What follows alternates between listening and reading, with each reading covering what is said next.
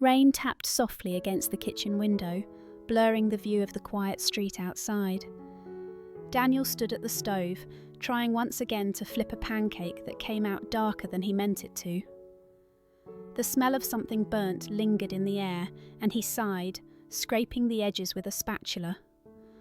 On the counter sat a lunchbox with a broken latch, the same one his daughter Emily had carried to school for years. From the hallway came the sound of small feet. "Dad," Emily called, her voice still scratchy from sleep. She padded in, hair a little messy, wearing pyjamas with tiny stars on them. When she saw the pancake on his plate, she grinned. "It's okay," she teased, climbing onto a chair. "Syrup fixes everything." Daniel smiled, but it was a tired smile, the kind that never quite reached his eyes. He poured syrup over the pancake and slid it in front of her. Watching Emily eat with such ease always stirred something inside him. Joy, but also guilt. He wanted to give her more, but most mornings it felt like he was just patching holes in a boat that refused to stay afloat. On the table sat a stack of mail he hadn't opened. He shuffled through the envelopes and paused at one from the school. His name was written next to his ex-wife's, as if nothing had changed, as if she was still part of their lives. He pressed his lips together and tucked the letter under the pile without reading further. Emily looked at him with syrup on her chin. "Are you okay, Dad?" Daniel forced a smile. "Yeah, kiddo, just thinking." But inside, he wasn't okay. He never fully admitted it out loud, not even to himself. 4 years had passed since his wife left, and still he carried the weight of that silence every night when the house went quiet. He told himself he didn't need anyone else. He told himself it was safer this way. Yet in that moment, watching Emily lick syrup off her fork, he felt the ache of something missing, not just for him, for her. And that morning he had no idea his world was about to change, starting with a simple moment after school, when someone new would step into their lives. That afternoon, the parking lot outside the elementary school was buzzing with kids spilling out the doors, backpacks bouncing, parents waving from cars lined up at the curb. Daniel leaned against his old pickup, hands shoved deep in his pockets, scanning the crowd for Emily. She appeared with her backpack slipping off one shoulder, carrying a folder stuffed with crayon drawings. As she hurried toward him, the folder slipped and papers scattered across the sidewalk. Before Daniel could move, someone else bent down to help. A woman, her brown hair pulled back in a loose bun, gathered the papers with quick hands. She handed the stack back to Emily with a warm smile. "Here you go, sweetheart," she said gently. Emily blushed, clutching the folder. "Thanks." Then she glanced up at her dad, eyes wide. "Dad, she saved my art." Daniel met the woman's eyes and gave a polite nod. "Appreciate that," he said. She shifted a tote bag higher on her shoulder. A hospital ID card swung from the strap, telling him she'd come straight from work. "It's no problem," she replied. Then she turned slightly, and 2 kids ran up behind her, a tall boy who looked about 9, and a little girl holding a stuffed rabbit by its ear. "Mum, can we go now?" the boy asked, his voice impatient. "Just a second, Noah," she said, ruffling his hair before looking back at Daniel. "I'm Laura." He hesitated for a beat, then nodded. "Daniel, this is Emily." Emily whispered just loud enough for him to hear. "She smells like cookies." Daniel almost laughed. He realised it wasn't cookies at all, but the faint sweetness of something from a hospital break room clinging to Laura's scrubs. Laura glanced down at her children again, then smiled. "Looks like our kids might be in the same grade." "Yeah, maybe," Daniel answered, shifting uncomfortably. He wasn't sure what else to say. He'd built walls so high around himself that small talk felt like climbing them barehanded. But Emily wasn't shy. She waved at the little girl. "I like your bunny." The girl's face lit up. "Her name's Daisy." Laura's smile deepened, the kind that carried both weariness and kindness. "We should probably get going," she said, though she lingered a moment longer than necessary. "It was nice meeting you." Daniel nodded again, watching as she shepherded her kids toward a minivan parked nearby. Emily tugged at his sleeve, her voice soft but certain. "She's nice, Dad." Daniel looked down at his daughter, then back at the woman disappearing into the line of cars. He didn't answer, but something in his chest shifted. He told himself it was nothing, just a stranger helping pick up papers. Still, as he drove home, the faint echo of Emily's words lingered. And for reasons he couldn't quite explain, he couldn't stop thinking about the woman with the tired smile and the 2 kids waiting for her. The cafeteria smelled faintly of disinfectant and overcooked pasta. Folding chairs scraped across the floor as parents shuffled in for the monthly PTA meeting. Daniel sat near the back, his calloused hands folded on the table, feeling out of place as always. He wasn't the type to volunteer for committees or speak up about bake sales, but Emily's teacher had urged him to come. He spotted Laura across the room before she noticed him. She had traded her scrubs for a simple sweater, her hair loose around her shoulders. She was leaning over a stack of sign-up sheets, speaking quietly to another mum. Daniel told himself to look away, but his eyes kept drifting back. Halfway through the meeting, the principal mentioned the upcoming science fair. Parents murmured, kids squirmed, and that's when Emily, sitting beside him, shot up her hand. "My partner is Noah," she announced proudly. Laura turned her head, surprised. Daniel cleared his throat, giving an awkward half-smile in her direction. After the meeting ended, parents gathered their kids and papers. Daniel tried to slip out unnoticed, but Laura caught up with him in the hallway. "Looks like our kids are partners in crime now," she said, her voice light. Daniel shrugged, not sure what to say. "Yeah," Emily was excited about it. Laura shifted the tote bag on her shoulder, her smile tentative. "Noah too, though he'll probably act like he's too cool for it." Emily tugged on her father's sleeve. "Tell her about your pizza, Dad." Daniel blinked. "What?" She looked at Laura with a mischievous grin. "My dad makes the best pizza at home." Laura raised an eyebrow, amused. "Is that so?" Daniel felt his ears burn. He wasn't sure what possessed him, but the words tumbled out before he could stop them. "Well, maybe one night you and your kids could come over. You know, since they're working on the project together anyway." Laura looked at him, surprised, then softened into a smile. "That sounds nice." Emily beamed as if she had orchestrated the entire thing. As they walked to the parking lot, Daniel couldn't believe he'd said it. He had avoided invitations for years, building his life around work and Emily's bedtime routine. But something about Laura's tired smile and the way her kids clung to her sleeve made the offer feel less like a risk and more like possibility. Later that night, while Emily brushed her teeth, she popped her head out of the bathroom and whispered, "She's gonna say yes, Dad, I just know it." Daniel laughed under his breath, shaking his head. But in the quiet of the living room, when the house settled into its usual silence, he realised his daughter might be right. Daniel spent most of Saturday afternoon in the kitchen, dusted with flour like a man who had gotten in over his head. He had promised Emily homemade pizza, and now that Laura and her kids were actually coming, he felt the weight of that promise pressing down. The dough stuck to his hands, the oven timer kept beeping too soon, and the sauce splattered across the counter like red fingerprints. "Dad, relax," Emily said, hopping onto a chair to sprinkle cheese over the pan. "Nobody cares if it's perfect." He gave her a look, but couldn't help smiling. "You care when the crust is burned." Before she could reply, a knock echoed from the front door. Daniel wiped his hands on a dish towel, heart thumping harder than he wanted to admit. Emily bolted ahead of him, swinging the door open. Laura stood there with Noah and Mia at her sides. She had dressed simply, jeans and a cardigan, her hair pulled back in a ponytail. Still, Daniel thought she looked more put together than he'd felt in years. "Smells good already," she said warmly, stepping inside. "It smells like smoke," Noah muttered, wrinkling his nose. Emily giggled and dragged Mia toward her room to show off her stuffed animals. Within minutes, the quiet house was alive with children's voices bouncing down the hallway. Dinner didn't go as planned. The pizza came out lopsided, one side crispy, the other doughy. Noah and Emily argued over which movie to watch after dinner. Mia knocked over a glass of water that spread across the table and into Daniel's lap.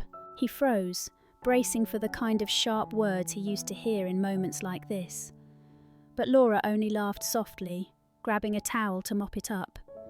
"It's just water, sweetheart," she told Mia. "We'll get another glass." Daniel watched her, stunned by her calm. He remembered nights when the smallest mistake turned into an explosion, when he felt like he was walking on eggshells in his own home. Now, the mess didn't feel like failure. It felt like life. When the kids finally settled on the couch, clutching bowls of popcorn and arguing less loudly about the movie, Daniel caught Laura's eyes across the room. She gave him a smile, one that seemed to say, "You're doing better than you think." Later, as he carried plates back to the kitchen, he heard Emily whispering to Mia, "Told you my dad makes the best pizza."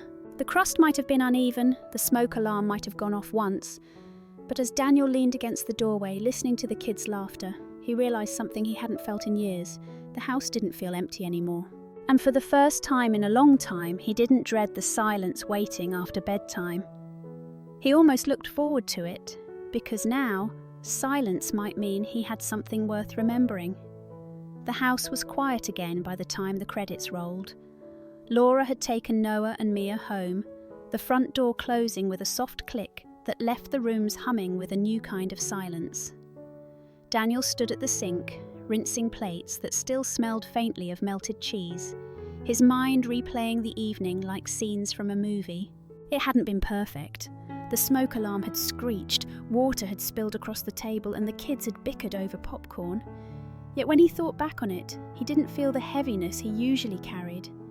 Instead, he felt a strange calm, like the air after rain. He stepped into the garage, the place he always went when the house grew too still. Tools lined the workbench, half-finished shelves leaned against the wall, and sawdust clung to the floor. He pulled out a shoebox from the corner, lifting the lid with a hesitation that never seemed to fade. Inside were old photos, his wedding day, the first house, Emily as a toddler perched on her mother's lap. He held one photo up to the dim light. His ex-wife's smile was wide, her arm looped around his shoulders. He remembered the day, the sound of Emily's laughter in the background. For years, he'd convinced himself staring at these images was the only way to hold on to what he'd lost. Tonight, the pictures felt heavier than before, like weights dragging him backward. The creak of small footsteps pulled him from his thoughts.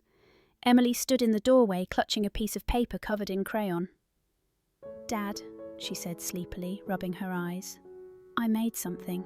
She handed him the drawing. 4 figures stood under a crooked rainbow, a man, a woman, and 3 kids holding hands. She had labelled each one with shaky letters: Dad, me, Laura, Noah, Mia. Daniel's throat tightened. "This is all of us." Emily nodded, her smile shy. "It feels like a family again." He blinked hard, forcing the tears back. For so long he had told himself keeping the world out was the safest way to protect her. But here she was, dreaming bigger than he dared, drawing a picture of a future he wasn't sure he had the courage to believe in. He pulled her close, her small head resting against his chest. "It's beautiful, Em," he whispered, voice breaking. That night, long after she drifted to sleep, Daniel sat at the table with her drawing in front of him. The shoebox of old photos lay closed beside it. One part of his life was behind him, and another part, messy, uncertain, but full of possibility, was beginning to take shape in crayon lines made by his daughter's hand. Saturday morning came with sunshine streaming through the blinds, the kind of weather that begged families to be outside. Emily had been buzzing all week about the picnic. She packed her favourite blanket, a bag of grapes, and a soccer ball that had seen better days. Daniel checked the cooler twice, tossing in bottles of water and sandwiches wrapped in wax paper. He hadn't done something like this in years. A day that wasn't about work or errands, but about simply enjoying time with others. Still, a knot of nerves sat in his stomach as he loaded the cooler into the bed of his old pickup. Laura arrived with Noah and Mia in tow, the kids darting across the yard with excitement. Laura wore sunglasses and a faded ball cap, looking more relaxed than he'd ever seen her. "Ready?" she asked, smiling as if she knew he was more nervous than he let on. "Yeah," Daniel said, forcing a chuckle. "Truck's old, but it'll get us there." It didn't. Halfway down the country road toward the park, the engine sputtered, coughed and died. Daniel guided the truck onto the shoulder, gripping the wheel tight. His chest burned with embarrassment. He popped the hood, though he already knew looking inside wouldn't magically fix a 15-year-old engine. Noah leaned out the back window. "Does this mean the picnic's cancelled?" Daniel rubbed the back of his neck, trying to hide the frustration in his voice. "We'll figure it out." He expected Laura to be annoyed, maybe even regret agreeing to this outing. Instead, she walked over, leaned against the side of the truck and said with a half smile, "Unlucky in cars, lucky in kids, right?" Daniel blinked at her, caught off guard. "You're not mad?" "Mad?" She shook her head. "It's just a truck. The kids don't care where we eat, as long as there's food and room to run." Within minutes, they had spread the blanket right there on the grassy shoulder. The kids laughed, tossing the soccer ball in the open field nearby. Laura passed out sandwiches, Mia's hair whipping in the breeze as she giggled over grape juice stains. Daniel sat back, the sting of embarrassment fading. He watched Laura laugh as Noah told a story about a science experiment gone wrong. Her smile was genuine, softening the edges of his shame. "Thanks for not making a big deal about the truck," he said quietly. Laura glanced at him, her eyes steady. "Life's too short to get angry over broken engines. We've survived worse, haven't we?" Daniel felt the weight of her words settle deep inside. She wasn't just talking about cars. She was talking about loss, about broken pieces of life they were both still carrying. As the sun dipped lower, painting the fields in amber light, Daniel realised the day hadn't gone the way he planned. It had gone better. For the first time in years, an accident hadn't ended in shouting or shame. It had ended in laughter on the side of a quiet road, with someone who understood that broken things didn't always mean the end. The week after the picnic, Daniel found himself smiling more than he realised. Evenings that once ended in silence now ended with board games and laughter. On Tuesday, Laura had stopped by with her kids after school. The living room turned into a playground of Lego towers, popcorn bowls, and loud jokes. Daniel laughed at something Noah said, a goofy story about a science experiment gone wrong. His laugh was unguarded, the kind that made his shoulders shake. He didn't notice Emily watching from the couch, her small face growing still. Later that night, driving home with just the two of them, the glow from passing streetlights flickered across Emily's eyes. She sat curled against the passenger door, quiet in a way that made Daniel uneasy. "You okay back there, kiddo?" he asked gently. She didn't answer at first. Her fingers twisted the loose strap of her backpack. Finally, she whispered, "Am I enough for you, Dad?" The words dropped heavy in the cab.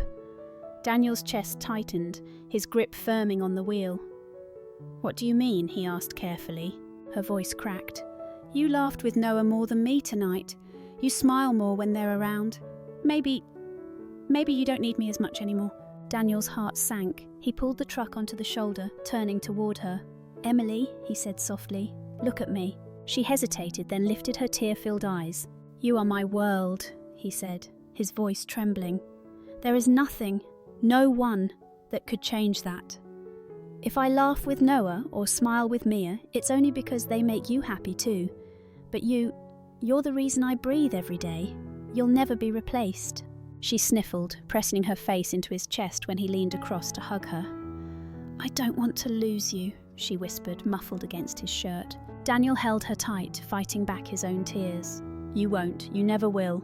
That night, after tucking Emily into bed, he sat alone at the kitchen table. Her crayon drawing still hung on the fridge, bright and hopeful. But now it seemed fragile, like a promise he wasn't sure he deserved to keep. For the first time in weeks, the old fear crept back. The fear that in reaching for something new, he might hurt the one person he loved most. And as the house settled into silence, Daniel wondered if maybe pulling back was the only way to keep her safe. For the next 2 days, Daniel pulled back. He told Emily they'd stay in, just the two of them. He answered Laura's texts politely but short. Busy with work, or maybe another time. On the surface, Emily seemed calmer, relieved to have her dad's attention to herself again. But the house felt heavy. The laughter from the week before faded back into quiet, and Daniel realised how quickly silence had returned to claim its place. On Thursday evening, a knock came at the door. Daniel hesitated before opening it. Laura stood on the porch, her hair damp from the misty rain, holding a small box tied with string. The smell of chocolate chip cookies drifted into the hall. "I thought maybe you and Emily could use these," she said softly. Daniel stepped aside, though part of him wanted to keep the door shut. She set the box on the counter, then turned toward him, her eyes steady. "You've been avoiding me," she said, not harsh, not accusing, just the truth. Daniel ran a hand over his jaw. I don't know if this is right anymore." Laura studied his face. "Because of me, or because of her?" His chest tightened. Because of Emily. She asked me if she was enough for me. Do you know what that does to a father? She looked at me like she was already losing me. I can't let her feel that way. I can't risk it. Laura stepped closer, lowering her voice. Daniel, she's scared because she sees change. Kids always are. But pulling away won't protect her. It'll teach her to fear love, to believe it's something that disappears the second it gets complicated. Daniel's throat ached. I thought if I stayed alone I couldn't hurt her again. Laura's gaze softened. But you already are. You're teaching her that shutting the door is safer than opening it. And that's not what she needs from you. She needs to see that love can stay, even when it's messy. Silence filled the kitchen. The hum of the refrigerator was the only sound. Daniel glanced toward it, his eyes catching on the crayon drawing still pinned there, 5 figures under a rainbow, holding hands, Emily's hope, taped in place for him to see every day. He swallowed hard. I'm terrified of messing this up. Laura reached out, brushing his arm with her hand. So am I. But maybe being scared is the proof that it matters. We don't have to be perfect, Daniel, we just have to be real. Her touch lingered, warm and certain. And for the first time in years, Daniel felt the walls he had lived behind start to crack. Not from weakness, but from the possibility of something stronger breaking through. He looked again at the drawing on the fridge. Emily's rainbow family stared back at him, crooked and bright. For the first time, he didn't push the image away. He let himself wonder if maybe she was right. Saturday evening, Daniel stood over a pot of boiling pasta, his palms damp with nerves. The smell of garlic bread filled the kitchen, and the counters were cluttered with sauce jars, cheese shreds, and a salad bowl that looked too small for the job. He wasn't a cook, not really, but tonight wasn't about perfection, it was about trying. Emily flitted around the dining room, setting mismatched plates on the table and folding paper napkins into little hearts. She hummed under her breath, excitement shining in her eyes. Careful with the candles, Daniel warned when she pulled 2 from a drawer. It's supposed to look fancy, she insisted, balancing them at the centre of the table. When the knock came at the door, Daniel wiped his hands on a towel and forced himself to breathe. Laura stepped inside with Noah and Mia close behind. The kids carried board games under their arms, their voices spilling through the hallway like music. Laura smiled, not the polite smile from the first time they met, but a warm one that seemed to ease some of the weight in his chest. Dinner was far from smooth. The spaghetti stuck together in clumps. Noah complained that the sauce needed more salt, and Mia nearly tipped her chair backward twice. But instead of tension, every small mishap turned into laughter. Even Daniel laughed, really laughed, in a way that loosened something deep inside him. Halfway through the meal, Emily slipped from her seat and disappeared into her room. When she returned, she held the drawing that had hung on their fridge all week. She laid it gently on the table in front of Laura. Laura's eyes softened as she traced the rainbow above the 5 stick figures, their hands linked. You drew this? She asked quietly. Emily nodded. I thought maybe we can all fit. For a moment, the room went still. Daniel felt his throat tighten as he looked at his daughter. He realised she wasn't just handing over a picture. She was handing over her permission, her hope, her belief that maybe love could stretch wide enough for everyone. Laura reached across the table, her fingers brushing Daniel's. The touch was small, almost tentative, but it carried more weight than any words. After dinner, the kids spread the board games across the rug, their laughter echoing off the walls. Daniel and Laura stood in the doorway, watching the pieces scatter and the children giggle. This isn't easy, Laura said softly. Blending lives, opening old wounds, it takes courage. Daniel's gaze lingered on Emily, now teaching Mia how to line up the game pieces. I don't know if it's courage, he admitted. Maybe it's just realising that the pain of holding back is worse than the risk of trying again. Laura slipped her hand into his, and for the first time in years, Daniel didn't feel like a man patching holes in a sinking boat. He felt like someone standing at the start of something new, unsteady, imperfect, but real. Winter crept in quietly that year, frosting the sidewalks and painting rooftops in white. On Christmas Eve, Daniel carried a tin of cookies across the street with Emily skipping at his side. Laura had invited them for a holiday gathering, her voice casual over the phone. Come by, it'll be fun. But Daniel knew it was more than that. It was an invitation to step fully into her life, into her family. Inside, the living room glowed with the light of a crooked Christmas tree, dressed in mismatched ornaments. Some were glittered handprints, others chipped from years of use. Mia tied a red ribbon around the dog's neck while Noah and Emily huddled on the floor, arguing over who could build the taller Lego tower. The room buzzed with warmth, the kind Daniel once thought he had lost for good.